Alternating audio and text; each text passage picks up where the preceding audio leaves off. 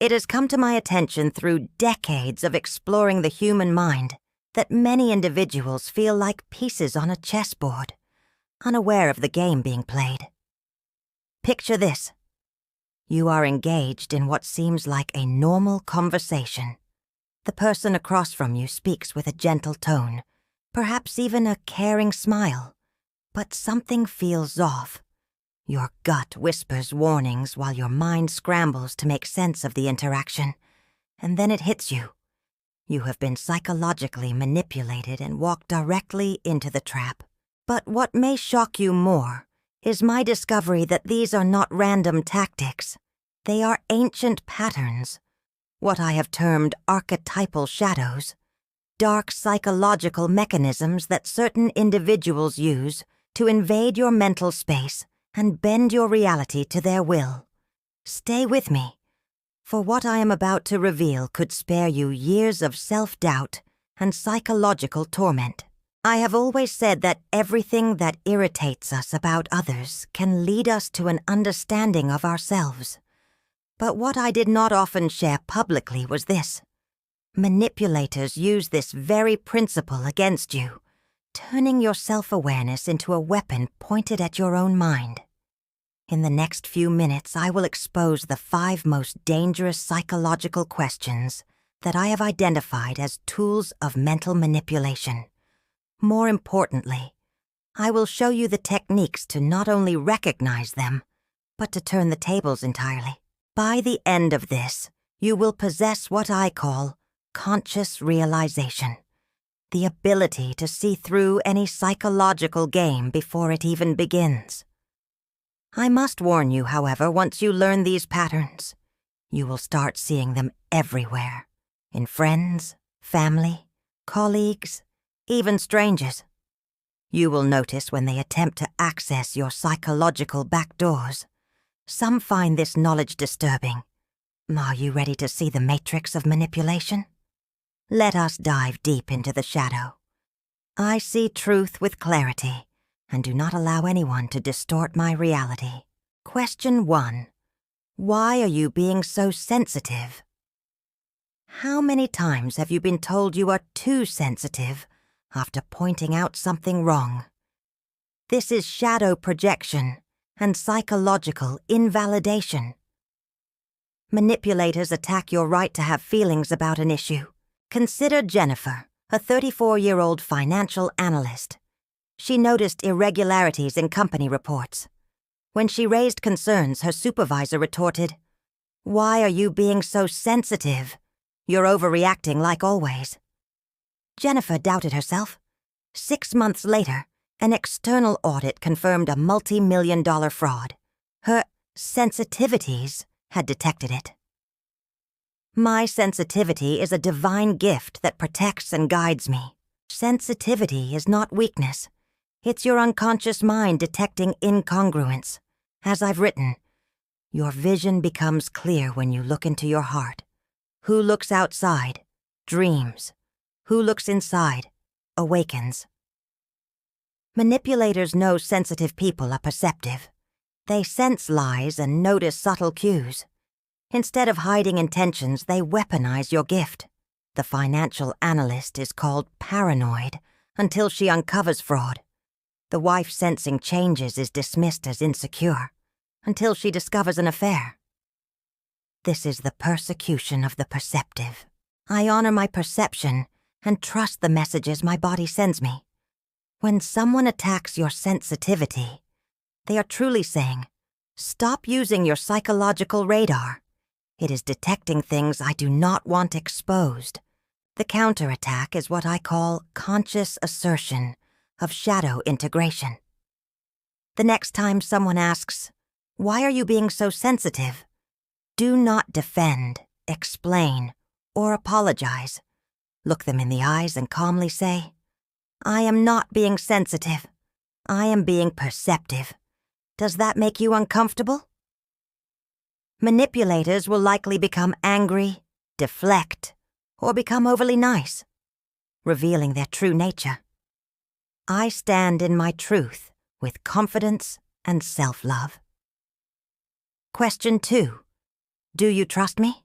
Genuine trust operates unconsciously. Demanded trust operates in the ego. People who demand trust are usually the least trustworthy. As I've said, the meeting of two personalities transforms both. But manipulators want domination, not transformation. The phrase, "You trust me, right?" is a psychological ultimatum disguised as intimacy. Sarah, a 39-year-old entrepreneur, considered a business partnership, but her potential partner refused to show complete financial records. When she expressed concern, he leaned in and said, "You trust me, don't you? I thought we had a real connection here." Sarah felt guilty, but her intuition screamed warnings. This internal war is what the manipulator exploits. I trust my inner wisdom and demand that trust be earned through actions. This question triggers what I termed the loyalty conflict complex. Your conscious mind wants to be trusting, but your unconscious mind warns you. Trustworthy people never need to ask for trust. They demonstrate it through consistent psychological congruence. Their words, actions, and energy align. Manipulators, however, hack this system. The business partner hiding records asks, "You trust me, right?" The partner hiding their phone demands, "Don't you trust me?" This is trust as a weapon. True trust is built through consistency, not through demands. This question shuts down your analytical mind and activates your guilt complex. It bypasses your psychological defenses, the instant exposure. When someone asks, "You trust me, right?" pause, breathe, and apply conscious detachment. Look at them calmly and say, "Trust is earned through consistency, not through questions. Are you asking me to ignore my intuition?" A trustworthy person will respect this boundary. A manipulator will become defensive, change the subject, or try to guilt-trip you. I honor my boundaries and do not feel guilty for protecting my well-being. Question 3. Are you accusing me of something? Master manipulators don't just lie. They reshape reality. This question is the reversal technique, turning the investigator into the investigated. When you notice something suspicious, they immediately flip the script, making you the problem. Maria, a 41-year-old project manager, noticed her colleague missing deadlines.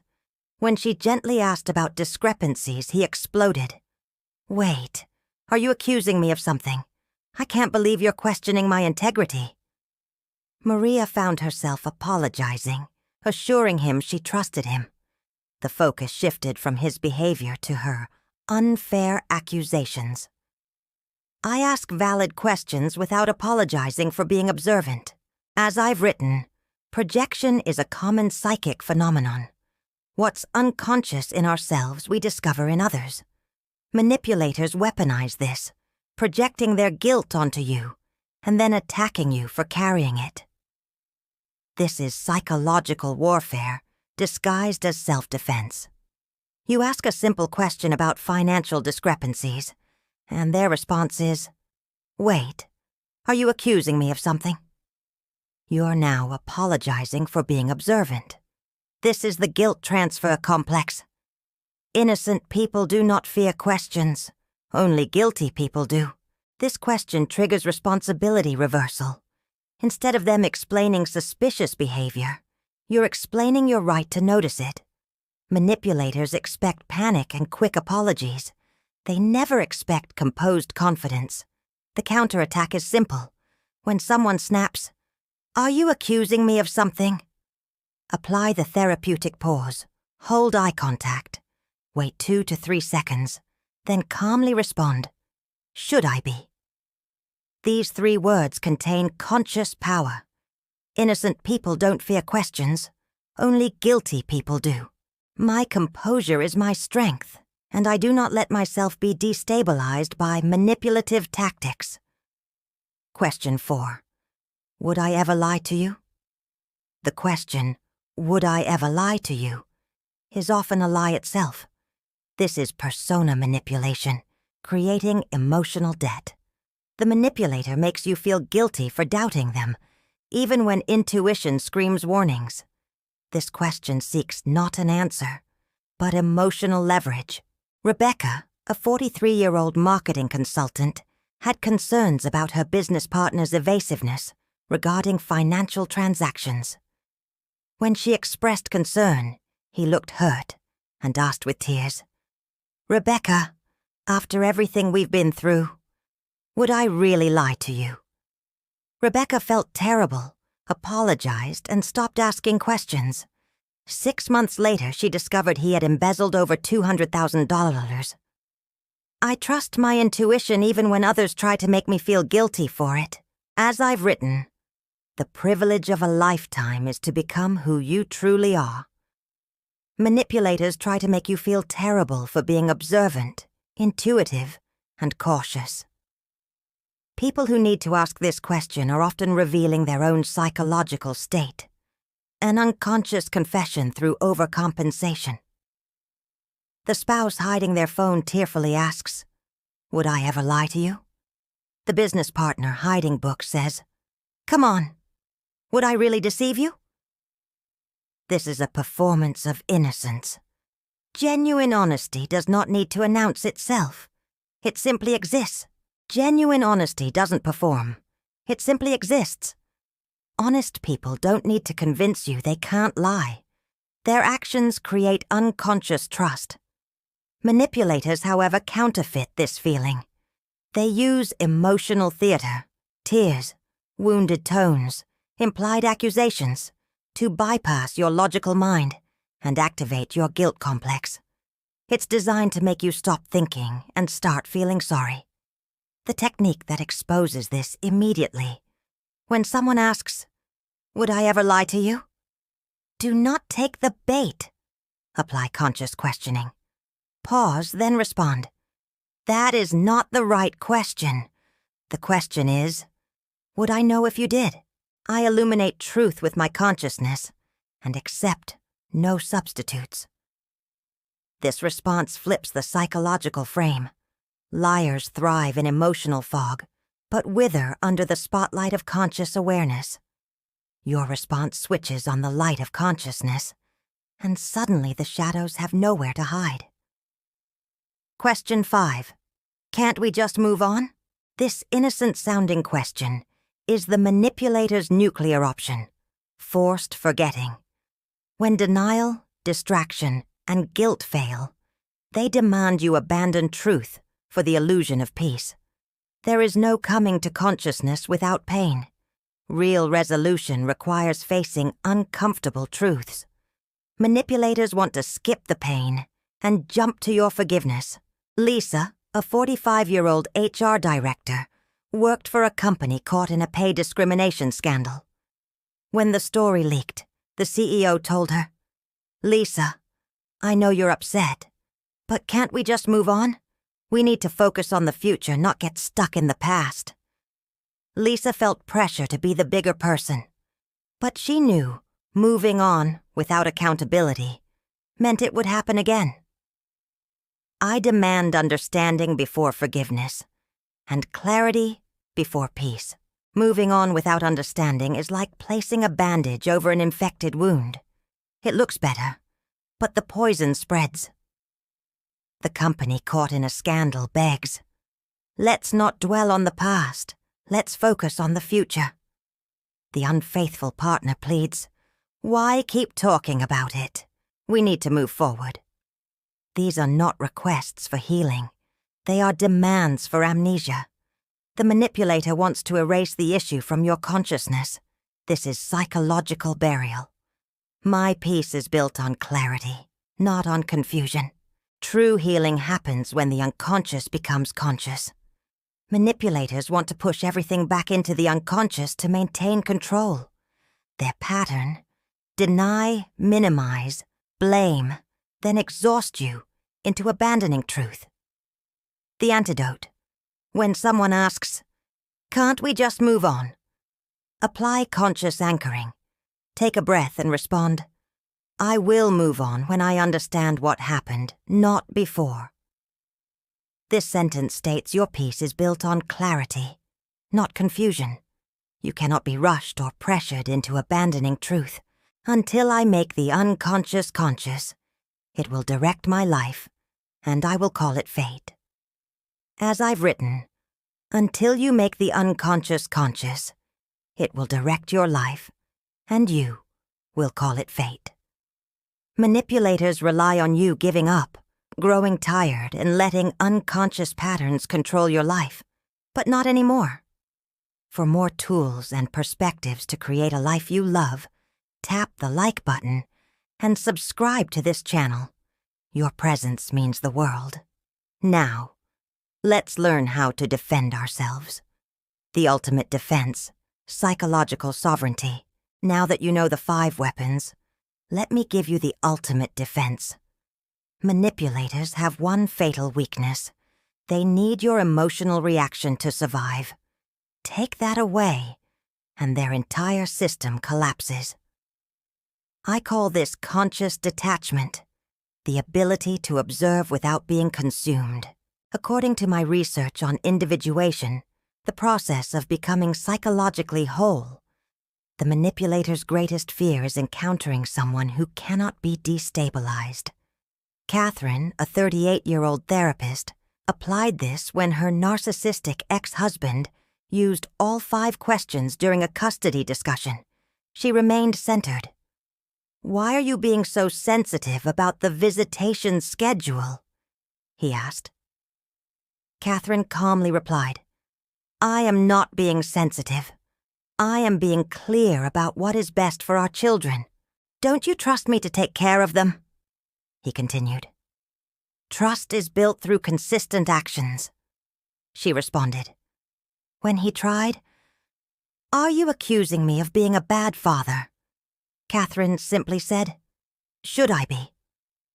I remain centered in my truth regardless of others' attempts to destabilize me.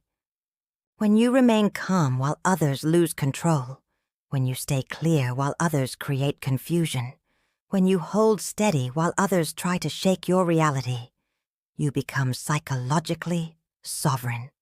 Sovereignty cannot be manipulated. As I've written, I am not what happened to me. I am what I choose to become. Manipulators want you to become what they need: confused, guilty, exhausted, and compliant. Before responding to any manipulative question, ask yourself the consciousness question. Is this reaction coming from my authentic self, or from a complex they are trying to activate? I respond from my centered truth, not from my fears or wounds. Manipulators don't attack your true self. They attack your psychological complexes, your wounded parts. They try to trigger your not good enough complex, your guilt complex, your need to be liked complex.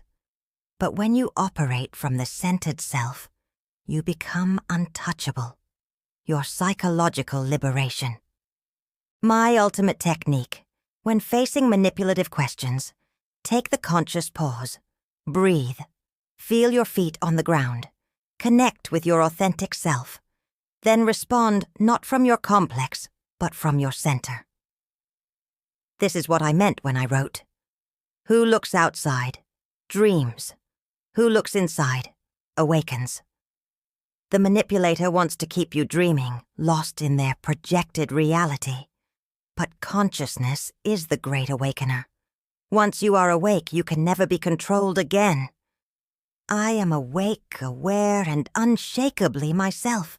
Every encounter with manipulation is a gift in disguise. Shadow work. Becoming stronger through understanding darkness, as I've said.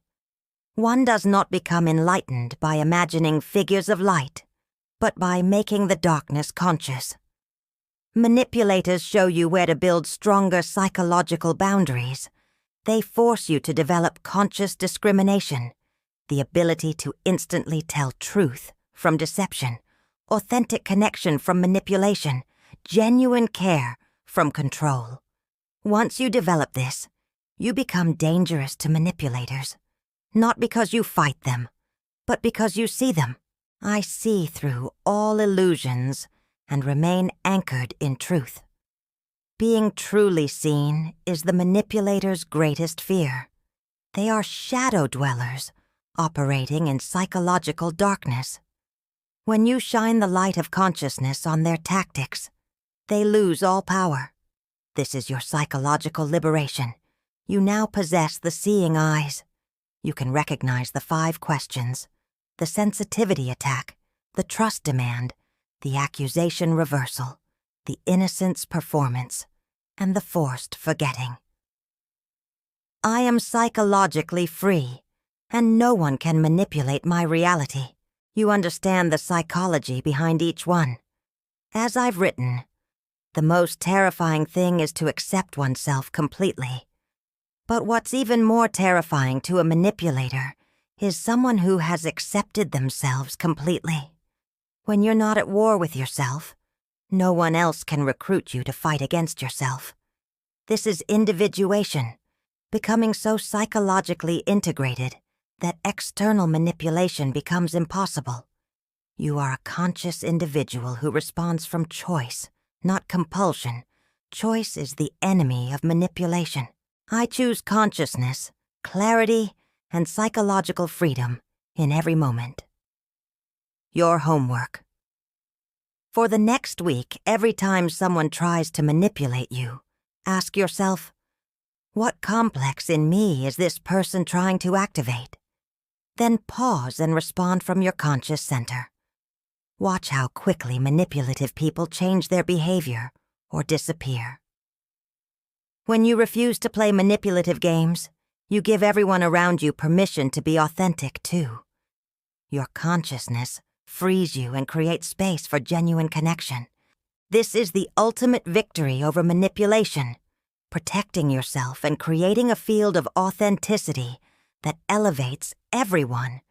You are no longer anyone's psychological victim. You are awake. You are conscious. You are free. I am a light bringer in a world full of shadows. My final gift. Your task is not to seek for love, but merely to seek and find all the barriers within yourself that you have built against it. Manipulators built barriers between you and authentic connection. Now you can see them, remove them, and step into genuine relationships. Choose consciousness. Choose clarity. Choose psychological freedom. Walk as I intended, awake, aware, and unshakably yourself. The shadow's greatest fear is your light. Turn it on.